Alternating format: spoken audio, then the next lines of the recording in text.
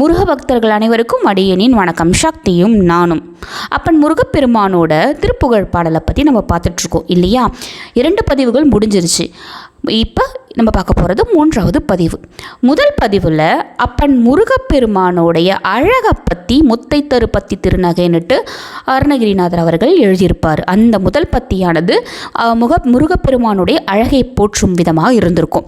2வது பத்தியானது முருகப்பெருமானின் அறிவை போற்றுவதாக இருந்திருக்கும் இல்லைங்களா? அதில் ஒரு வார்த்தை சொல்லியிருப்பாங்க, திருமால் பிரம்மா இவங்க எல்லாம் உன் பாதத்தை பணிகிறார்கள் அப்படின்ற ஒரு வார்த்தையை சொல்லியிருப்பார் இல்லையா? அருணகிரிநாதர் இப்படி சொன்னதுமே அப்பன் முருகப்பெருமானுக்கு கொஞ்சம் வருத்தமாயிடுச்சு. ஏன் வருத்தமாயிடுச்சுன்னா, அப்பன் முருகப்பெருமானுக்கு அவருடைய மாமன் மேலே ரொம்பவே மரியாதை, ரொம்பவே பாசம்.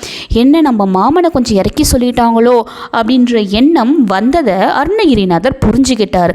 அதனால் இந்த 3வது பத்தியில் அருணகிரிநாதர் முழுக்க முழுக்க அப்பன் முருகப்பெருமானோடைய மாமனை பற்றி தான், அதாவது பெருமாளை பற்றி தான் இதில் பாடியிருப்பார். அது என்னன்னு பார்க்கலாமா?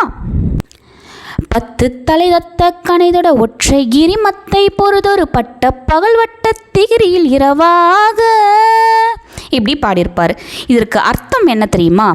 10 தலைகளை கொண்ட ராவணனை தன் அம்பினால் தலைகள் 10 சிதறும்படி செலுத்தியவனே. இது முழுக்க ராமபிரான் சொல்கிறது இல்லையா? திருமாலோட அவதாரம். அடுத்து மத்தாக மாறி மந்தரம் எனும் மலையை கடைய உதவியவனே. அதாவது சிவபெருமான் பார்க்கடலை கடையும் போது ஆம அவதாரம் எடுத்து கீழே போயிட்டு அவர் பேஸாக இருந்து கடையிறதுக்கு உதவுவார் இல்லையா? அதுக்கப்புறமா ஒரு பட்ட பகலை வட்ட வடிவமாக உள்ள சக்கரத்தினால் இரவாக செய்தவனே. அவருடைய கையில் இருக்கிற சக்கரத்தோட அருமையை பற்றி சொல்கிறது.